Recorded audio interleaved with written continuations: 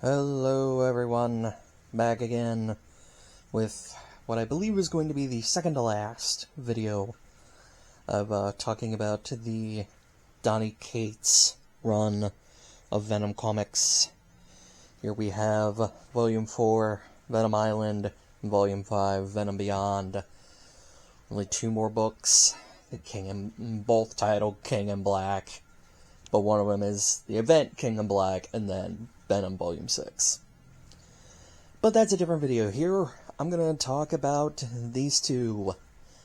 And we will first start with Venom Island, which I'm just going to be real. Like, normally I try to... I try to avoid spoilers or giving away too much, so y'all can kind of just go into things more or less blind. But I love the sort of like Predators type story of just Eddie Brock on this island, like going through this like jungle island area, running from something and hunting something, and that was just a fun story to read. Other couple things I like about Venom Island. There is some internal and eventually even external conflict. Well, I guess this will just kind of take away the some things and tell you what it is. Yeah, whatever. There's some internal and even external conflict between the Venom and Carnage symbiotes. Which, what do I mean by internal? Well, go back and read some of the earlier comics that I've already talked about. And just like the two of them warring both physically and even, well, I guess it's a minor spoiler, I'll go ahead and say it, whatever.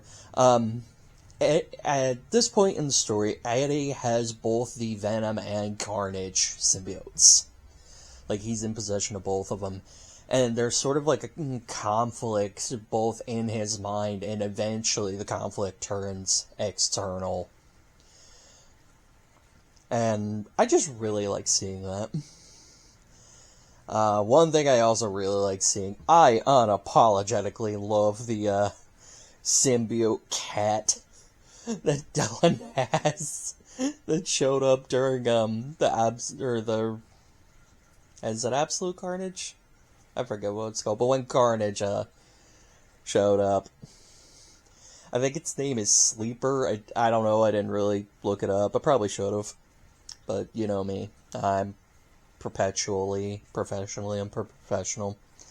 But I just love this cat and how sassy it is. I'm not even a cat person, but just a symbiote cat being, a sassy little thing. And I love it. One thing, kind of on a more serious note, and you might see a theme here with some of the things that I really like about these books, is just diving into these internal questions that Eddie has about, his existence with the symbiote. And one of them that we kind of get into in this book, and again, I'd love to see this in, films or animation or something, is this question of whether or not he and Venom are actually, good guys. Now, I know, in his earliest appearances, Venom is just a straight villain. He's one of Spider-Man's rogues. And eventually they sort of turn him into an anti-hero, the Lethal Protector. But it's just are they good guys? Do they consider themselves good guys? Does the public consider Venom to be a hero? It's what do Eddie and the Venom symbiote, how do they see themselves? And that's just something I think I'd like to see explored at some point. It probably won't, but you know what? We can always dream. And then lastly, and this is kind of a big action spoiler, but you know what, I'm going to say it anyway just because I love it. At some point, There is a symbiote T-Rex fighting Carnage. Hell yes, I need this. I need this to exist. In something.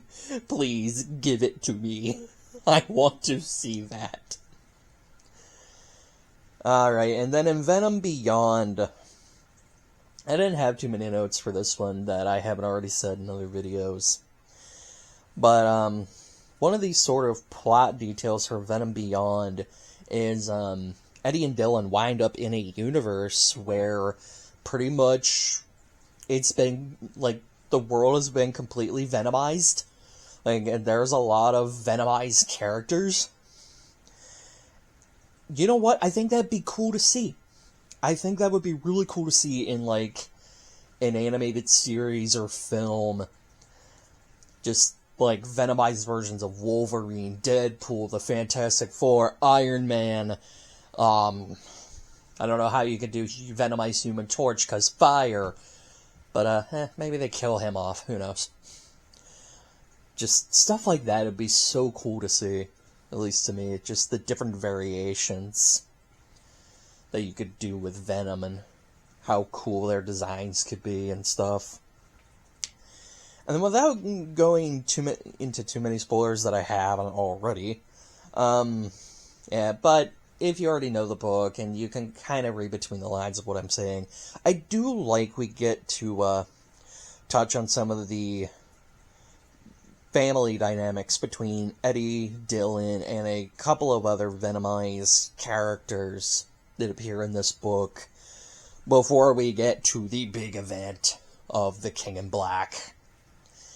It was sort of nice to see these characters come together, see how things maybe could have turned out differently, had the story gone a different way, and who knows? I don't know how this book ends, but maybe there's hope for the future down the road for these people. Probably not, but, you know.